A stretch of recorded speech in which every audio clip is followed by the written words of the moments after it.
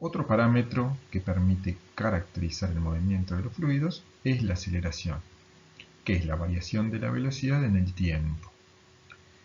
Esta variación puede ser en el tiempo o en el recorrido, la variación de la velocidad. Pues el recorrido, el flujo lo hace en un cierto tiempo. Esta consideración nos permite tener las definiciones que siguen, que son que a la variación de la velocidad con el tiempo para un punto fijo del espacio se la denomina aceleración local y es la que da origen a la impermanencia. Recuerdan que habíamos visto que los escurrimientos los podíamos caracterizar como permanentes o impermanentes. La impermanencia va a estar dada por la aceleración local. A la variación de la velocidad a lo largo del recorrido se la denomina aceleración convectiva y es la que da origen al movimiento variado. Recuerden que teníamos movimientos uniformes o variados. Cuando tenemos movimientos variados es porque hay aceleraciones convectivas. Como definición también podemos decir que a la suma de la aceleración local más la aceleración convectiva se la llama aceleración sustancial. Pero veamos entonces cómo se define desde el punto de vista de las ecuaciones la aceleración. Para ello, como vimos que la aceleración es la variación de la velocidad en el tiempo, partimos justamente de la caracterización del vector velocidad, con su variación en el espacio y en el tiempo. Y como vemos que el vector velocidad varía con x, con y, con z y con t, el diferencial total exacto del vector velocidad va a estar dado por la variación justamente respecto a cada una de esas cuatro variables. Ahora, ¿qué es la aceleración?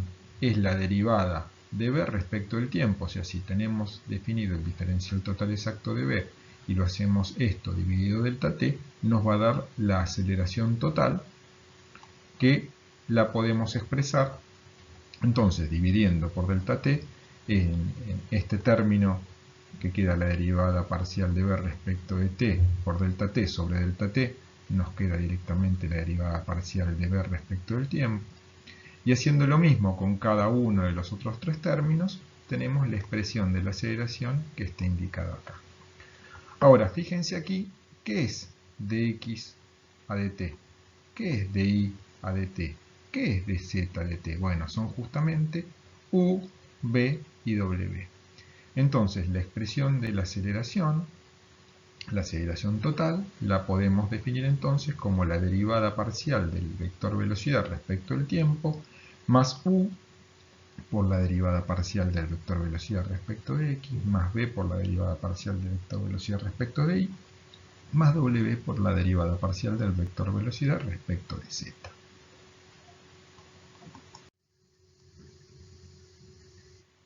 Este primer término, que indiqué acá con el círculo rojo, es la aceleración local para un punto fijo del espacio. Los tres términos de la derecha son la variación de la velocidad con el recorrido, que es lo que llamamos aceleración convectiva. Es decir, la aceleración total o sustancial es la suma de la aceleración local más la aceleración convectiva.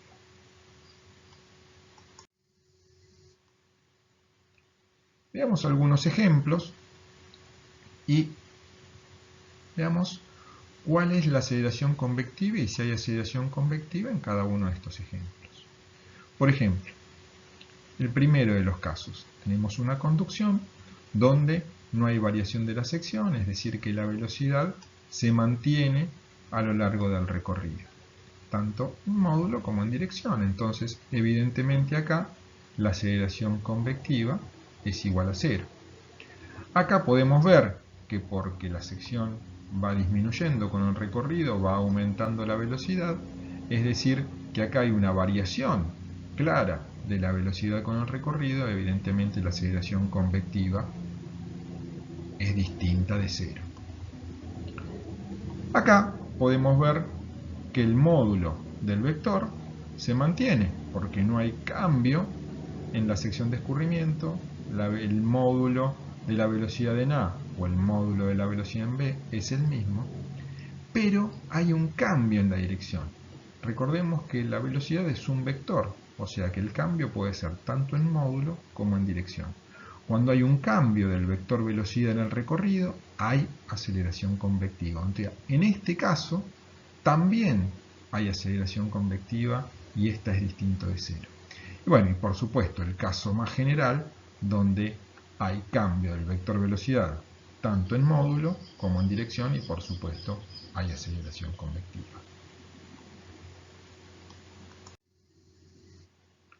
Respecto de la permanencia, independientemente de cuál sea esta condición y si hay o no aceleraciones convectivas, si las situaciones se mantienen en el tiempo, es decir, para cada uno de los puntos no hay variaciones en el tiempo, decimos que el movimiento es permanente. En cambio, si las condiciones del escurrimiento cambian en el tiempo, por supuesto la velocidad también va a cambiar en el tiempo y entonces el movimiento es impermanente.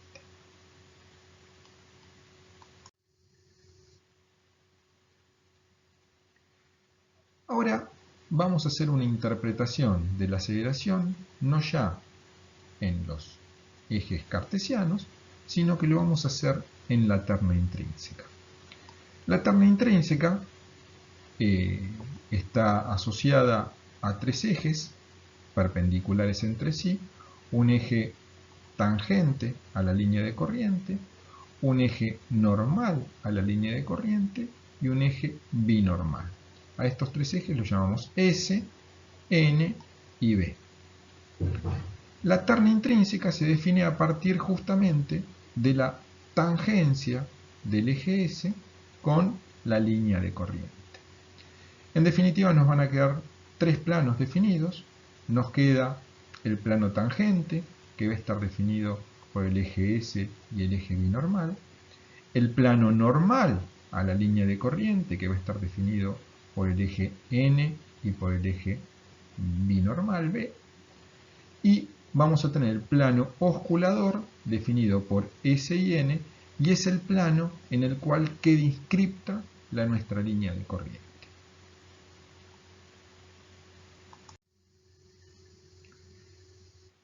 La intención es ver cuáles son las componentes de la aceleración en la terna intrínseca, pero primero entonces veamos las componentes del vector velocidad en la terna intrínseca.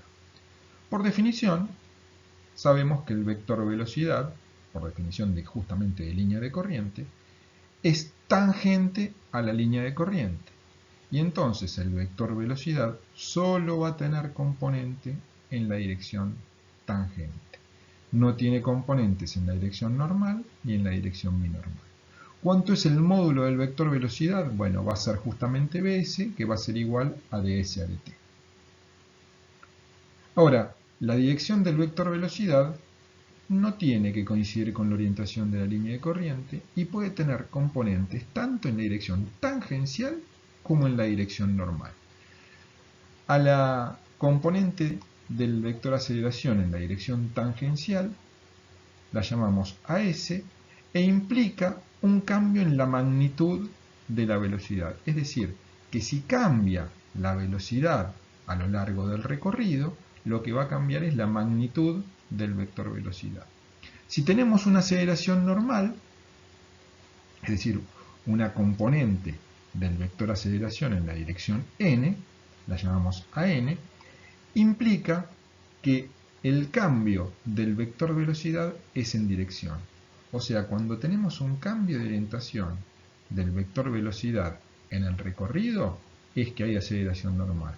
Cuando tenemos un cambio de la magnitud del módulo de la velocidad en el recorrido, es porque hay una aceleración tangencial a S. Bueno, acá nuevamente tenemos algunos ejemplos. Y partiendo de la siguiente consideración, que es cuando la separación entre líneas de corriente es constante, por ejemplo, este primer caso, vemos que si uno tuviera líneas de corriente y las graficara, van a ser todas paralelas tanto a los dos bordes que están definidos acá. Entonces, en ese caso, si las líneas de corriente son paralelas, no hay cambio de la velocidad, o sea, la velocidad 1 va a ser igual a la velocidad 2, y entonces la componente AS de la aceleración va a ser nula, que sería este primer caso y este caso de acá. Uno tiene que en realidad, si uno dibujara líneas de corriente, serían curvas paralelas entre sí. Entonces, en ese caso, la aceleración tangencial a S va a ser igual a 0. Lo mismo que en este primer caso. Y la aceleración normal, ¿cuándo va a ser nula? Cuando las líneas de corriente son rectas. Por ejemplo, en este caso, no hay cambio de dirección del vector velocidad. La dirección se mantiene igual. En este caso, teníamos un vector velocidad horizontal y acá tenemos un vector velocidad en el punto 2 que tiene un módulo mayor que el vector velocidad 1, pero la dirección se mantuvo. Es decir, que aquí vamos a tener aceleración tangencial distinta de 0, pero la aceleración normal va a ser igual a 0.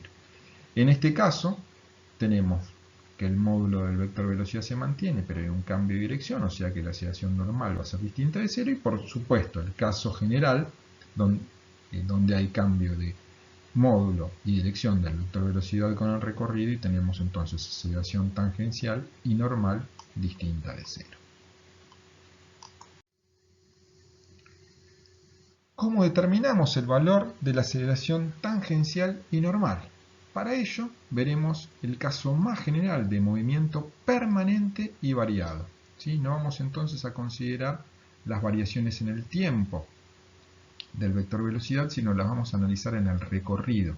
Es variado, y es variado con el caso más general porque vamos a considerar un caso en el que tenemos cambio del vector velocidad con el recorrido tanto en magnitud como en dirección. Entonces, como tenemos cambio en magnitud como en dirección, o en módulo o en dirección del vector velocidad, vamos a tener aceleraciones tangenciales distintas de 0 y aceleraciones normales distintas de 0. Nuestro trabajo ahora es tratar de definir cuánto valen las aceleraciones tangenciales y las aceleraciones normales. Para eso, fíjense que cuando uno tiene un caso como este, el vector velocidad en este punto vale b, a un diferencial de arco de S, vamos a tener que el vector velocidad tiene un valor b más diferencial de b e incluso un cambio de dirección. Si uno representara el vector velocidad, vería que hay una variación del vector velocidad en la dirección tangencial y una variación del vector velocidad en la dirección normal. A uno lo llamamos diferencial de bs, al otro lo llamamos diferencial de bn. Entonces, ¿cuánto vale el diferencial de bs? Bueno, uno como bs, en términos generales, todavía acá no ponemos la condición de permanencia. Depende del recorrido y depende del tiempo. Uno lo puede expresar como la derivada parcial de bs respecto de s diferencial de s. Y de ese, a su vez, sabemos que es el vector velocidad por diferencial de tiempo. El vector velocidad que sabemos que solamente tiene componente en la dirección tangencial. Entonces, reemplazando esto en la ecuación anterior, nos queda que el diferencial de la velocidad en la dirección tangencial va a ser igual a la derivada parcial de bs respecto de s por bs de t. Ahora, si el movimiento es permanente, esta derivada parcial ya es una derivada total, porque ya no depende del tiempo, entonces solo depende del recorrido. No tenemos que trabajar con derivadas parciales, sino que trabajamos con derivadas totales.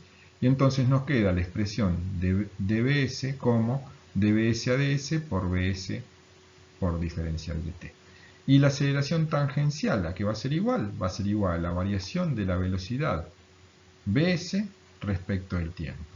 Acá entonces se nos elimina el diferencial de tiempo acá y nos queda entonces que la aceleración tangencial es bs por la derivada de bs respecto de s.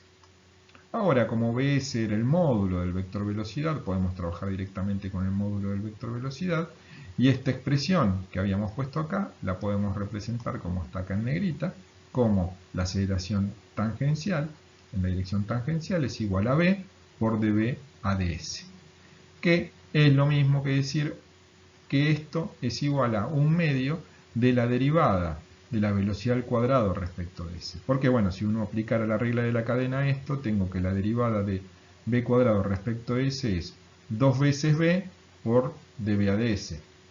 Entonces, si pongo 2 veces b por dv a ds acá, nos quedaría el 2, se nos va con el 1 medio y nos va a quedar b por diferencial de b respecto de s. O sea, esto es exactamente lo mismo, con lo cual está bien plantear esta igualdad.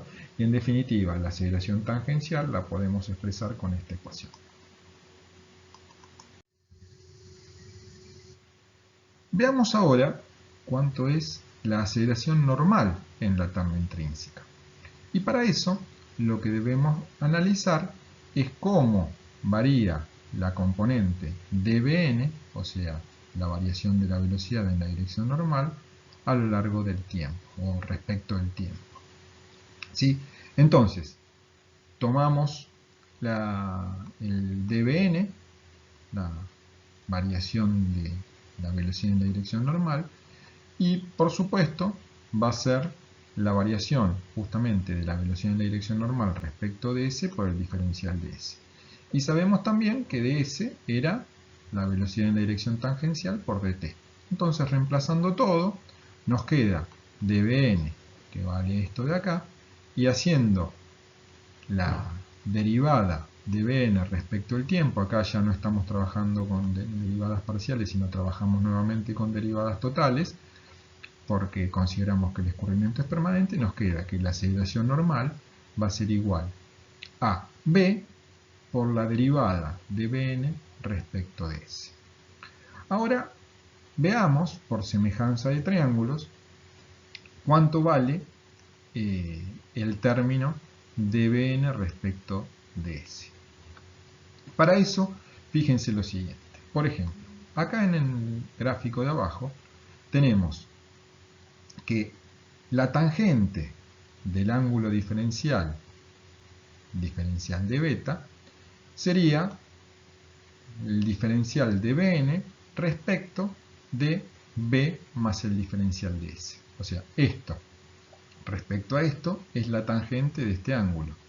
Ahora, la tangente de este ángulo va a ser igual a este otro. Entonces la tangente del ángulo también la podemos representar como ds respecto de r. Entonces eso es lo que expresamos aquí. Ahora también en esta expresión podemos decir que en realidad b más el diferencial de la velocidad en la dirección tangencial es aproximadamente igual a b, porque estamos tomando variaciones pequeñas, o sea, estamos trabajando con diferenciales, entonces esto es aproximadamente igual, por eso está este símbolo. Y entonces acá nos va a quedar que el diferencial de Bn sobre B es igual a ds sobre r, y pasando términos nos queda que la derivada de Bn respecto de s es igual a la velocidad sobre el radio de curvatura de la línea de corriente en este punto. En definitiva, reemplazando esto aquí, nos queda entonces que la aceleración normal es igual a la velocidad al cuadrado sobre el radio de curvatura de la línea de corriente.